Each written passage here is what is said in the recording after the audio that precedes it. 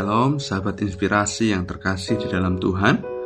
Firman Tuhan hari ini terambil dari Mazmur 20 ayat yang keempat. Demikian firman Tuhan, kiranya diberikannya kepadamu apa yang kau kehendaki, dan dijadikannya berhasil apa yang kau rancangkan. Nah saudara, Mazmur ini adalah doa berkat, dan bukan sekedar harapan kosong, tapi adalah sebuah keyakinan bahwa Tuhan itu sanggup menjawab kerinduan hati dan menggenapi rencana hidup umatnya. Nah hari ini kita akan belajar 3 hal, bahwa yang pertama, Tuhan itu peduli pada keinginan hati kita. Dalam pembacaan firman Tuhan yang kita baca tadi dikatakan, kiranya diberikannya kepadamu apa yang kau kehendaki.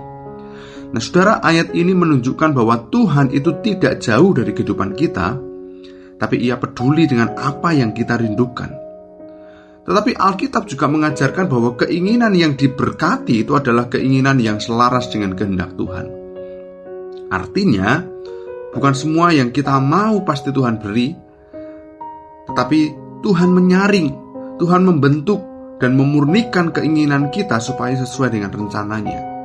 Saya ilustrasikan, ada seorang anak kecil ingin sekali makan permen setiap hari. Baginya itu adalah sebuah kebahagiaan. Tetapi orang tuanya tidak memberikan semua yang ia mau. Bukan karena orang tuanya itu tidak sayang, tetapi karena orang tua itu tahu apa yang terbaik. Nah demikian juga dengan Tuhan. Kadang kita ngerasa, Tuhan, kenapa ini tidak dikabulkan? Padahal Tuhan itu sedang melindungi kita dari sesuatu yang kita belum pahami. Jadi pagi hari ini mari periksa kembali setiap hatimu. Apakah keinginan hati kita itu lahir dari ambisi pribadi atau dari kerinduan untuk memuliakan Tuhan? Dan saya mau katakan, tidak semua yang kita inginkan adalah yang kita butuhkan, tetapi Tuhan selalu memberikan yang kita butuhkan untuk menjadi seperti yang Ia inginkan. Dan yang kedua yang akan kita pelajari adalah Tuhan itu terlibat dalam setiap rencana kita. Firman Tuhan yang kita baca hari ini mengatakan, dan dijadikannya berhasil apa yang kau rancangkan. Nah saudara, Tuhan tidak anti dengan perencanaan, tapi justru Alkitab mendorong kita untuk merancang hidup dengan bijaksana. Namun keberhasilan sejati bukan hanya hasil kerja keras, melainkan campur tangan Tuhan. Dan saya mau katakan, tanpa Tuhan rencana hanyalah ide. Dengan Tuhan rencana menjadi kenyataan.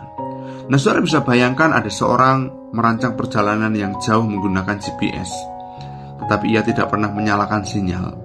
Peta ada, tujuan jelas, tetapi ia tetap tersesat. Nah banyak orang punya rencana hebat tetapi tidak melibatkan Tuhan. Akhirnya apa yang terjadi? Lelah, bingung, bahkan kehilangan arah. Nah saudara, mari libatkan Tuhan sejak awal. Bukan hanya saat rencana gagal, tapi doakan, serahkan dan jalani dengan iman bersama-sama dengan Tuhan. Dan saya mau katakan, rencana tanpa Tuhan itu menghasilkan kelelahan, tetapi rencana bersama Tuhan menghasilkan tujuan. Dan yang ketiga, kita akan belajar bahwa keberhasilan versi Tuhan itu lebih besar dari versi kita.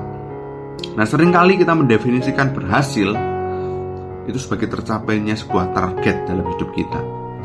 Tapi Tuhan melihat lebih dalam, yaitu karakter kita, pertumbuhan iman kita, dan dampak hidup kita. Dan kadang Tuhan tidak mengubah situasi, tetapi mengubah kita di dalam situasi itu. Dan itu adalah keberhasilan yang sejati.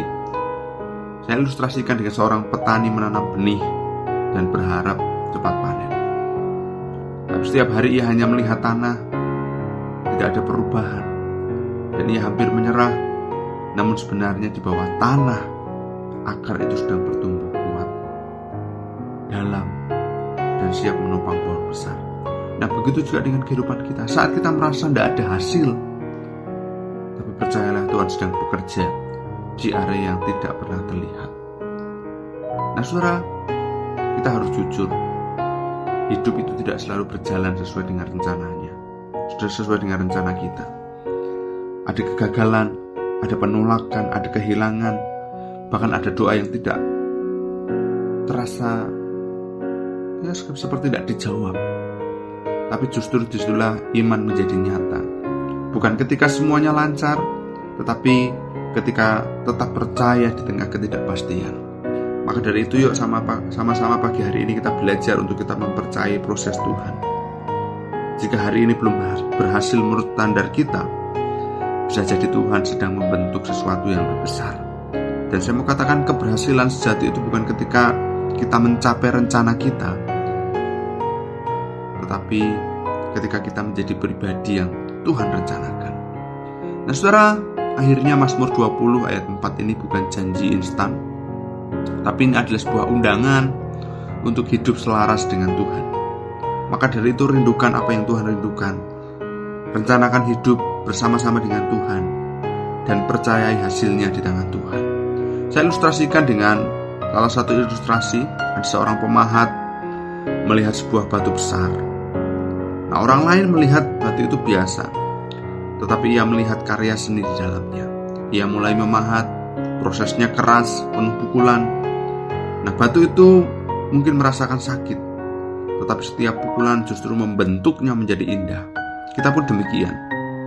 Tuhan sedang memahat hidup kita supaya rencananya jadi nyata.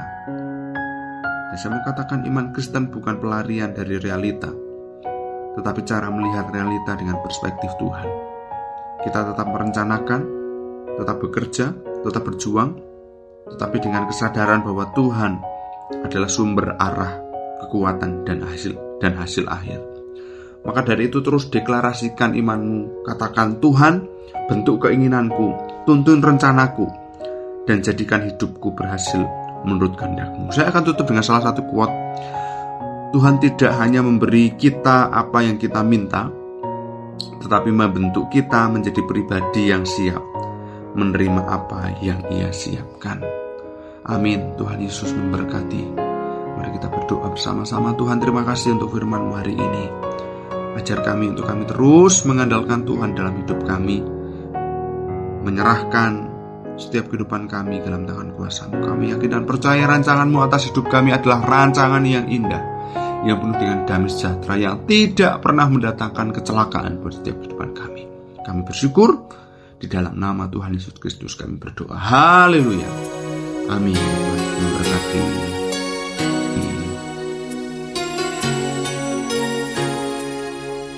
Bagaikan bejana siap dibentuk, demikian hidupku di tangan-Mu. Dengan urapan kuasa Roh-Mu, ku dibaharui selalu. Jadikan ku dalam rumah-Mu, inilah hidupku di tangan-Mu. Bentuklah seturut kehendak-Mu, pakailah sesuai rencana-Mu. Ku mau seperti